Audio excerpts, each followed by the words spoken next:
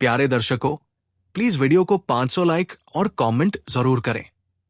देखते हैं इस बार हमें कितने लाइक्स मिलते हैं। प्लीज सब्सक्राइब करें। Thank you so much.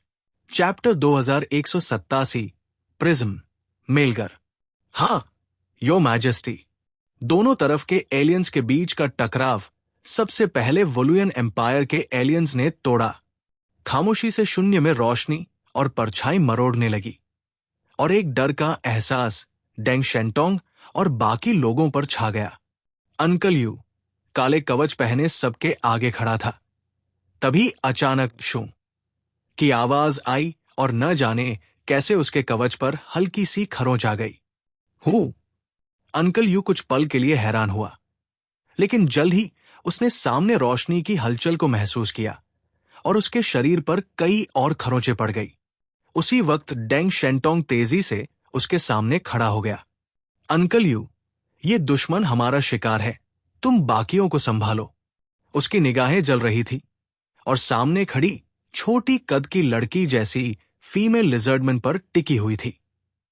Prism, मेलगर, emission type ability की यूजर। ये रोशनी को हथियार बनाकर खामोशी से जान ले सकती है। डेंग शेंटोंग पहले ही इस दुश्मन की शक्ति को अच्छे से समझ चुका था। उसने कम्युनिकेशन चैनल में सबको याद दिलाया, इनके कंफ्यूजन में मत फंसो, प्लान के हिसाब से चलो, हर कोई अपना अपोनेंट पकड़ो। सबने सिर हिलाया और तुरंत अपने अपने टारगेट्स पर हमला करने निकल पड़े। उनकी चाल इतनी एक साथ और पक्की थी जैसे इसे हजारों बार अभ्यास किया गया हो। लेकिन वोलुयन एम्पायर के एलियन सैनिकों को ह्यूमन एलियंस के बारे में बहुत कम जानकारी थी, इसलिए वे तुरंत चुनाव नहीं कर पाए और उन्हें मजबूरी में दूसरे पक्ष की चैलेंज स्वीकार करनी पड़ी। इप्सिलॉन लेवल की लड़ाइयों में बैटलफील्ड अलग अलग हिस्सों में बंट जाती है ताकि एक्सीडेंटल चोटें न लगें। आखिरकार वोलुयन एम्पायर के 10 बड़े सिल्वर आर्मोर्ड जनरल्स के लिए इंसानी पक्ष ने टारगेटेड कॉम्बिनेशंस बना लिए। युद्ध का सबसे बड़ा हथियार इंटेलिजेंस है। अभी जो कुछ हो रहा था उसे यांग एक्साई ने पहले ही हजारों बार कैलकुलेट किया था। जीत ही मकसद नहीं था, बल्कि पूरी जीत, और वो भी कम से कम नुकसान के साथ। सबको अपना अपोनेंट मिल गया। अब उनका काम बस इतना था कि ट्रेनिंग के दौरान जो प्रोसेस सीखा उसे दोहराएं और टारगेट को मार गिराएं। लेकिन बैटलफील्ड पर हालात हर पल बदलते हैं। रिहर्सल सब कवर नहीं कर सकती। मुख्य बात है सावधानी से जवाब देना और आखिर में नतीजा अपने हक में करना। ईस्ट थिएटर का गैरिसन कमांडर बॉम्ब अपने घर की जमीन पर लड़ रहा था। उसका अपोनेंट था क्षिति गर्भा, शंग दाओवे और मन की किंग सन व्यूअर का कॉम्बिनेशन। बैंग ने दोनों को बेहद गंभीर नजरों से देखा, जैसे कोई जहरीला सांप ताक रहा हो। वो साफ महसूस कर रहा था कि ये कॉम्बिनेशन कितना खतरनाक है। उसका एबिलिटी इंडेक्स था 26,000 पॉइंट्स और शंग दाओवे का 25,000 पॉइंट्स। थ्योरी में तो शंग अकेले भी उसका सामना कर सकता था अगर उसके पास इंटेलिजेंस एडवांटेज हो। सन व्यूअर की मौजूदगी ने बस एक और सुरक्षा की परत जोड़ दी थी। एक नेन यूजर और एक डंडा लिए लड़का। नेन वाला शायद ज्यादा खतरनाक है। बैंग को तुरंत दबाव महसूस हुआ। ये जोड़ी उसकी पावर्स के खिलाफ बहुत बड़ी रोक थी। उसकी बॉम्ब मैनियक एबिलिटी कांटेक्ट पर ही काम करती थी। एक मजबूत शरीर वाले अपोनेंट को तुरंत मार पाना आसान नहीं था, और टेलीकिनेसिस उसकी बमबारी को रोक सकती थी। बैंग के दिल में बेचैनी उठी, जैसे ये दोनों उसके लिए ही चुने गए हों। लेकिन लड़ाई में असली ताकत इम्प्रोवाइजेशन की होती है, और ये तो मेरा इलाका है। बैंग ने जमीन पर पांव पटका। अगले ही पल धरती फट पड़ी। पत्थर, मिट्टी और मलबा आसमान में तीरों की तरह शंग दाओवे और सन व्यूअर की ओर दौड़े। इन पत्थरों से बचो, इनमें बम छिपे होंगे। शंग दाओवे ने चेताया और अपना दाया हाथ फैलाया। उसकी टेलीकिनेसिस की इनविजिबल लहर हवा में टकराई और सारे पत्थर रुक गए। धड़ाम, धड़ाम, धड़ाम। वाकई सारे पत्थर हवा में ही फट पड़े। सन व्यूअर ने नाक पर उंगली रगड़ते हुए कहा, प्लान के हिसाब से चलो, मेरी अटैक को कवर करो। शंग दाओवे ने सिर हिलाया। उसने दोनों हाथ फैलाए और उसके आसपास की टूटी फूटी इमारतें, बर्बाद मशीन्स और वोर बीस्ट्स सब आसमान में उठ गए। धड़ाम। हजारों टन मलबा बैंक की तरफ गिरने लगा। इंटेलिजेंस के हिसाब से बॉम्ब की फिजिकल स्ट्रेंथ रीइंफोर्समेंट लेवल तक नहीं है। सिल्वर आर्मो हो या लिजर्डमैन का शरीर, इतना भारी हमला झेलना आसान नहीं होगा। बैंग ने उस मलबे को देखा। चोट पक्की थी अगर टकराता, लेकिन उसने बो उठाया और जल्दी से खींचा। यह हमला डरावना है, लेकिन अगर इसे डस्ट में बदल दूं तो यह बेकार हो जाएगा। डार्क येलो एनर्जी की गेंद बनकर हजारों तीरों में बदल गई और आसमान में फैल गई। शू शू शू। तीरों ने इमारतों को चीर डाला और मलबा धमाकों के साथ धूल में बदल गया। बैंक के बम इतने ताकतवर थे कि पूरी इमारत को पल भर में राख कर दें। धूल ने चारों तरफ कोहरा बना दिया, लेकिन बैंक बिल्कुल सुरक्षित खड़ा रहा। तभी धड़ाम, हवा चीरती हुई आवाज उसके कानों में गूंजी। ये सोनिक बूम था, आवाज से भी तेज हमला। कोहरे को चीरता एक विशाल डंडा सीधा उसकी तरफ आया।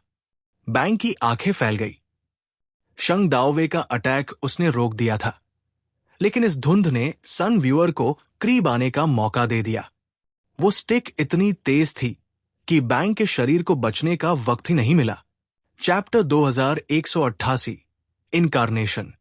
बॉम्ब की एबिलिटी उसके अटैक को अधिकतम कर देती है, लेकिन उसकी डिफेंस बेहद कमजोर थी।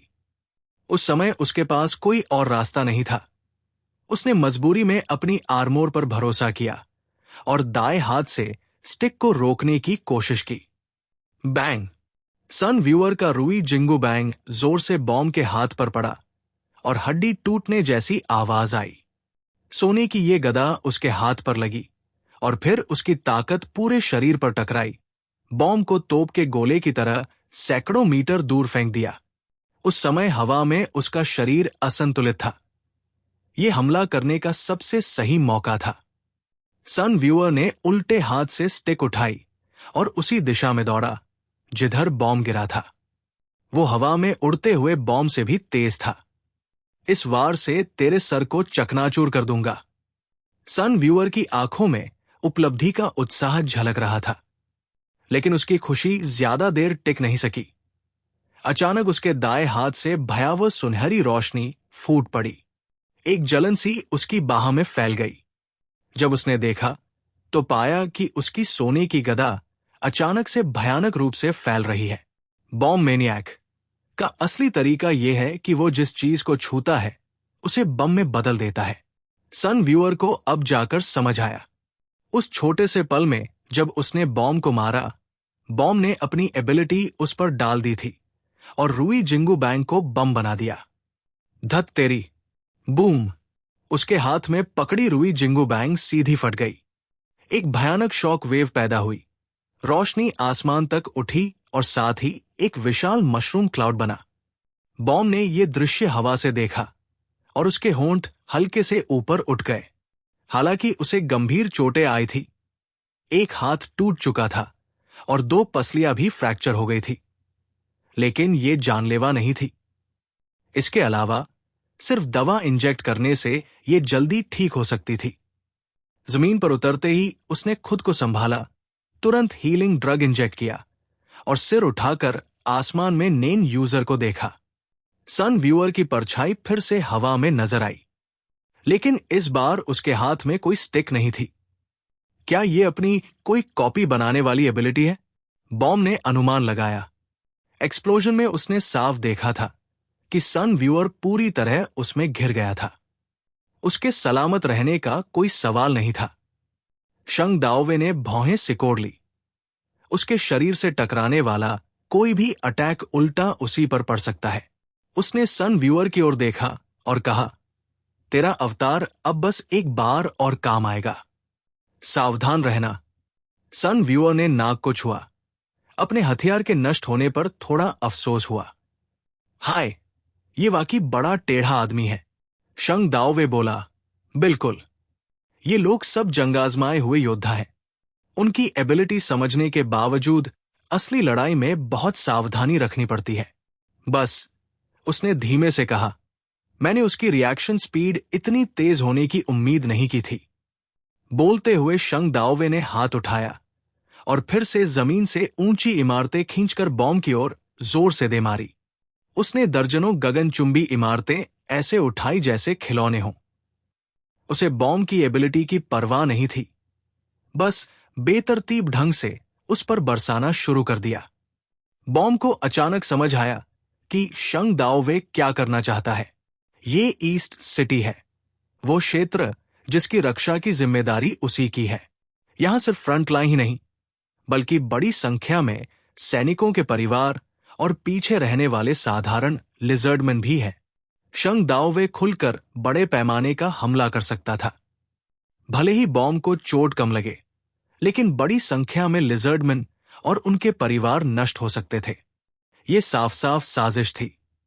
या तो वो शंग दाओवे के सारे हमलों को रोके या फिर अपने लोगों को मरते हुए देखे।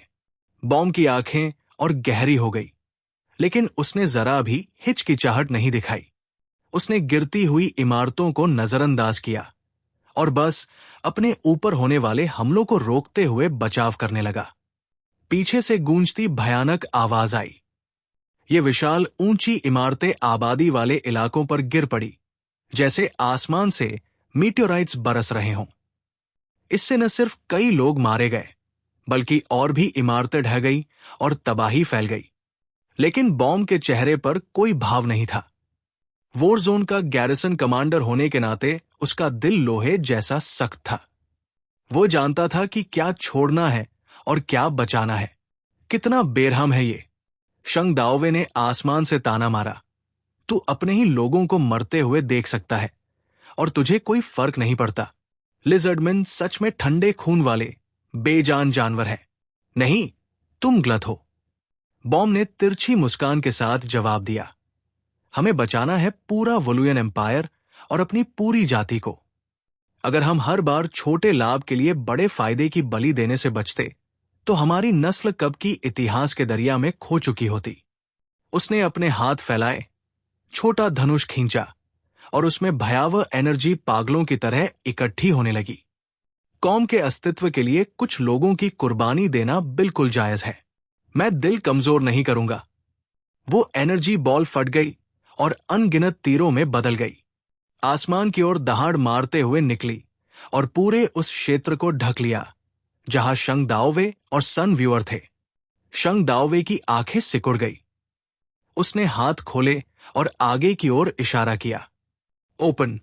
उसकी टेलीकिनेसिस फैल गई और एक विशाल इनविजिबल बैरियर बना, जिसने उसके क्षेत्र पर आने वाले सारे तीर दूसरी दिशाओं में मोड़ दिए।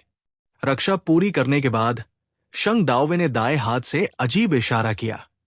मुट्ठी बांधी, अंगूठा ऊपर, तर्जनी आगे की ओर, जैसे कोई बंदूक चला रहा हो। उसने तर्जनी बॉम्ब की ओर तानी और मुंह खोला। बैंग! अचानक आसमान में एक विशाल दानव प्रकट हुआ। उसका कोई आकार नहीं था। साधारण आंखें उसे देख नहीं सकती थी, लेकिन उसकी एनर्जी की लहरें बॉम्ब को साफ नजर आ रही थी। जैसे सैकड़ों मीटर लंबा एक पारदर्शी वेल अपने पंख फैलाकर नीचे उसकी ओर गोता लगा रहा हो।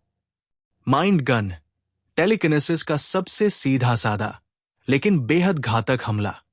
कंप्रेस्ड टेलीकिनेसिस से बनी ये शॉक वेव किसी भी मटेरियल स्ट्रक्चर को तोड़ सकती है।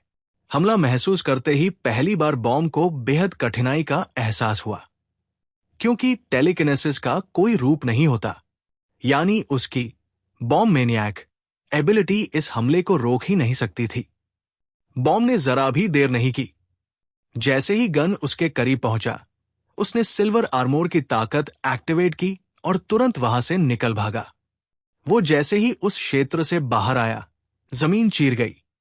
ये कोई धमाकेदार ब्लास्ट नहीं थी, बल्कि ऐसा लगा जैसे कणकण को तोड़ दिया गया हो और पूरा इलाका रेत में बदल गया। बॉम्ब की आंखें अचानक सिकुड़ गई। इस आदमी की एबिलिटी पूरी तरह मुझे दबा देती है।